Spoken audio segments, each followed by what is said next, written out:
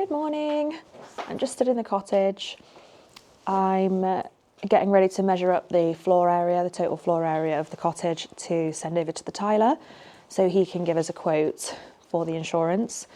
We've got the roofers coming over today as well to finalise a quote for the roof. Now they can see exactly what they're working with. I'll see if I can turn it around. It's easy to see which roof timbers are okay and which are clearly not. So that'll be good to get a quote in for all of this work.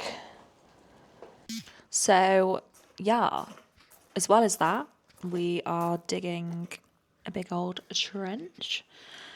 This trench goes across the driveway, so there's like no access up the drive at the moment, and that's going to contain an oil line so that my mum can have some heating and hot water, which is cool. We're super excited about her being able to have heating and stuff. Like, you know, it's getting cold, guys. So in here, the roofer didn't come yesterday, actually. He couldn't come because the van broke down, so... But we've got the joiner coming in today, so it's important to look at like what he needs to do because kind of everything's like water damaged now. You know, even the windows and the windowsills are going to have to be replaced, so we need to get quotes and decide exactly what we want because we're most likely not going to put back exactly what it was like before, just because we've got the opportunity now to perfect things a bit more.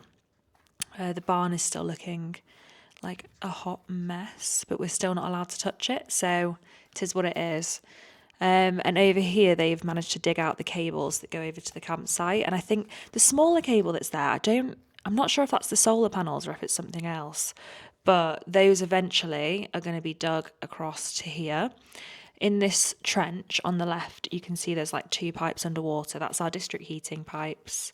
The terracotta pipe across, that's a drainage pipe. And then the 2 ducts there where the cables are going to come to power like the barn and stuff like that. So we've been making headway with the electricity as well as the heating over at the front of the site. Mum's here, she's collecting some eggies. Mucking out the ponies, which is kind of like her favourite thing to do. It keeps her sane, I think, considering she's got no electricity or heating or hot water. So yeah, and then we've also been doing a lot of work here on the actual campsite. So there's Les. He's like the hardest worker in the whole world, honestly. He's such a grafter. Love that man. So he's been cutting away all the hedgerows and cutting a lot of branches off the trees. These 2 trees here were planted by Mum. They're silver birch and they're really lovely, but they've grown like a weed. And so we're taking the bottom branches off to kind of open up the view. The hedges will get cut by a different guy. This is a mountain ash that Mum planted. So the hedge man will come with his tractor attachment and he'll cut away like the tops of all the hedges and make them look all neat. And that's going to happen next week. So I'll try and get some footage of him doing that. And we've taken a lot of trees out here as well. Not trees, like branches and growth out. You can see we've been cutting back down here. We were doing this last week.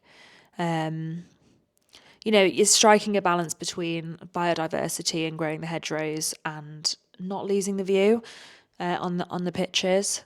So yeah, we've been taking out a lot of stuff. We've been quite busy on both sides of the site, doing lots and lots of stuff. There's still maintenance to do, even though we're not open. But overall, the site's looking pretty gorgeous, especially when there's blue skies and the sun shining. So that's the update for now. As soon as I've got more, I will post another video. So yeah, hopefully see you soon. Bye guys.